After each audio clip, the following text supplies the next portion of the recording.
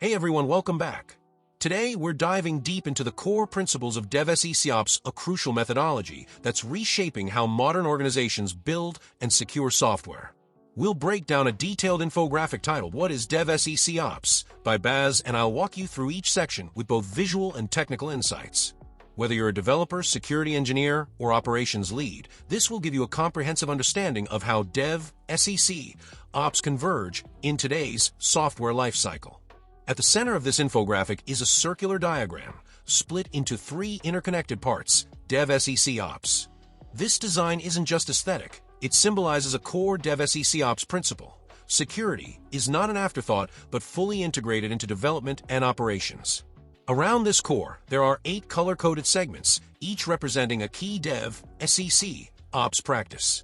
Dotted lines connect the sections, emphasizing how these practices are interdependent. Let's start with the central circle. DV development. This covers everything from designing and coding to building software applications.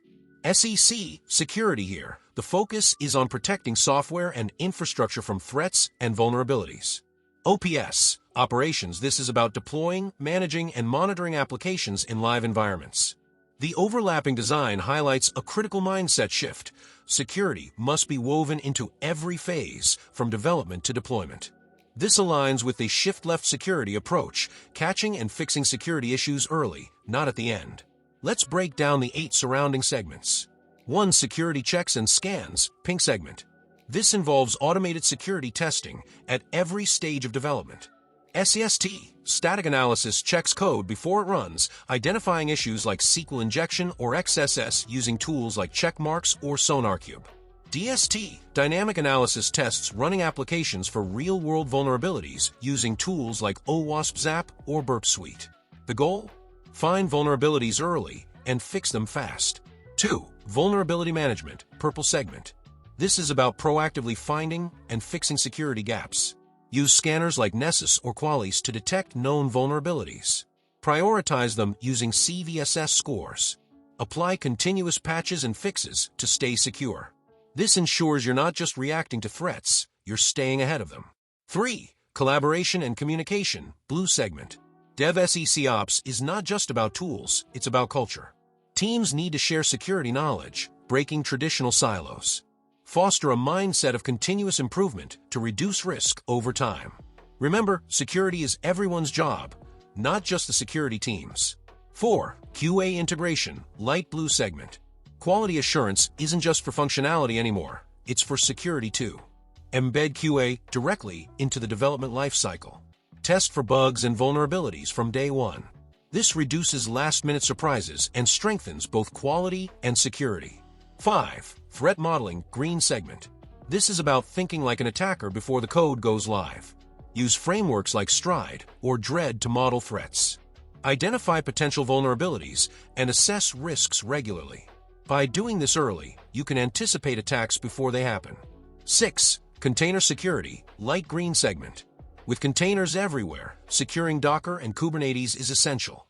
Scan container images using tools like Trivy or Clair.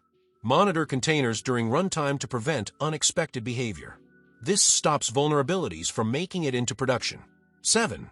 Infrastructure as code, IAC, yellow segment. Infrastructure isn't manual anymore, it's code. Use Terraform and Ansible to automate infrastructure and configuration. This ensures security is baked into infrastructure deployments, reducing human error. 8. CI/CD integration, orange segment. CI/CD pipelines need security automation. Tools like Jenkins or GitLab CI automate build, test, and deployment processes. Integrate SAST, DST, and dependency scanning right into the pipeline. This allows for fast, secure releases without sacrificing speed. 9. Continuous monitoring, light orange segment. Finally, security doesn't stop after deployment. Monitor user activity, system logs, and network traffic in real time. Use tools like Splunk, Wireshark, or the Yellowcase stack to catch anomalies early. This ensures you can respond to incidents immediately. Section 4. Additional elements. Surrounding the diagram, you'll also find additional practice areas like key management, safeguard API keys, passwords, and certificates using tools like HashiCorp Vault. reinforcement of practices like collaboration, QA integration, container security, and IAC, showing these aren't just one-time steps, they're continuous processes. The infographic uses color coding, icons, and diagrams to show how each part of DevSecOps connects with the others. It's not about isolated tools, it's about a cohesive system where development, security, and operations work together. In summary, DevSecOps is a mindset, a methodology, and a set of practices that unify software development, security, and operations. By automating security, embedding it into CI/CD, using infrastructure as code, and fostering collaboration, organizations can deliver software faster and safer.